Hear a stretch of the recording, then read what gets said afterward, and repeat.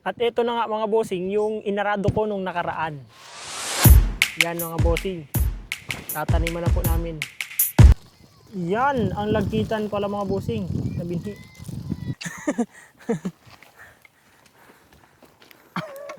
Kaunti na. Okay na. Okay boss, ganun. Ayaw sumunod sa atin ni Dalaga. So, ganun lang po kadali magtanim ng kalabasa. Oh, tapos ito mga bossing, tingnan nyo, dito lang ako tatanim mo. Ganun lang. So, ayos mga bossing, nakaka-enjoy naman pala magtanim ng mga ganito-ganito. Good morning mga bossing! Ang lakad po natin ngayon mga bossing dun sa Farm B. Nagtatanim na po doon mga boss.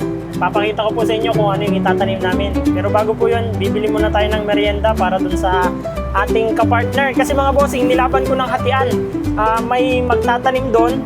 At syempre, ako lang magpe-finance. Pati yung lupa na hiniram ko dun sa akin tita, yun yung gagamitin namin. Ngayon 50-50. So, tara po mga bossing. Pero bago yan, bili muna tayo ng merienda. Ito pong banana bread na lang po. Salamat po. Banana bread, mga boss. Ayan na mga bossing. Makikita nyo yung ating kapartner. Nag-aararo na. At ito na nga mga bossing, yung inarado ko nung nakaraan. Yan mga bossing. Tataniman na po namin. Bali, may mga naitanim na sila dito mga bossing. Ito po. Ang pagkabinhi niya mga bossing, kasi nakuhaan namin ng binhi, naipunla na. So, sumibol na siya. May area dito na naikitanim na nakasibol na. Tapos meron naman dito na buto pa lang yung tinatanim. Gusto ko din subukan yan, mag-aarado ako mamaya. Ito si Kuya Arnel, yung ating kapartner. Kaya may pangalan niyang karabaw mo na yan? Anong pangalan yan? Dalaga. Ay, si Dalaga pala ito mga bossing. Kuya, ano yung discarding nagawa mo na yan? Para hindi man matubigan baga, hindi siya malunod. Hindi malunod yung ating kalabasa. Hmm. Pagkakama pala yung inagawa niyan. Tingnan nyo yung pinadaanan ng araro. Yan. Commercial pa si Dalaga.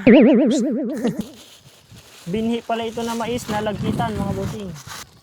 Yan, ang lagkitan pala mga bossing na binhi.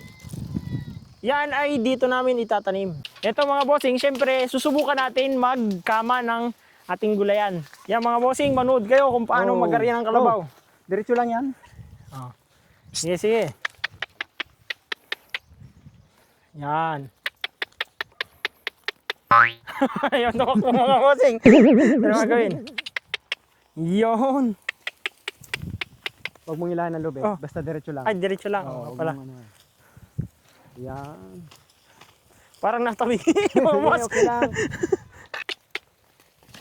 Yun naman mga bossing. Sa una lang Hila yan. mo ng kaunti. Hila, kaunti. Hila ng kaunti, paibabaw. Yan, okay lang. Diretso na.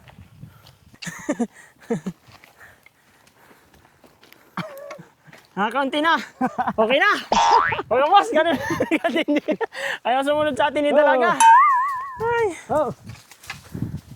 Ay, sa mga bossing, nakasubok na tayo paano mag-araro. Ang gagawin ulit naman natin, magtatanim naman tayo. O, paano ang diskarte pala niyan? Amimin nyo lang po yung garini po. Para Yung kalabasa ay magandang tubo niya. Tapos, Kaya lagay yun 4. 4. Pili lang po kayo ng yung mga garining basa. Yun, medyo basa. Para lang maganda ang sibol po ng kalabasa.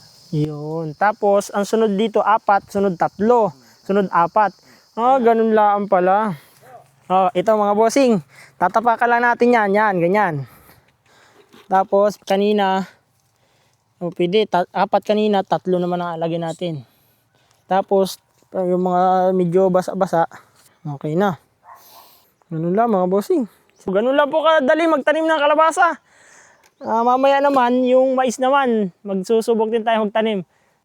Dito mga bossing, tapos na kami magtanim ng kalabasa. Ito naman ay Mais na lakitan to. mais na lagkitan daw. Yun. Ganun. Anong tanim niyan? Paano pagtanim niyan kaya? Ito, dalawa lang ng dalawa. Dalawa-dalawa sa isang tapos kagano ang pagitan niyan? Parang isang hakbang lang. Yun. Kaya pahingi daw. Tapos ito mga bossing, tingnan nyo, dito lang ako tatanim mo. Ganun lang. Tabunan lang yan. Dalawa. Ay, natalon. Dalawa. Yun. Ay, mali, malapit masyado. Masyado malapit. Mali mga bossing. Yun. Ganun lang oh.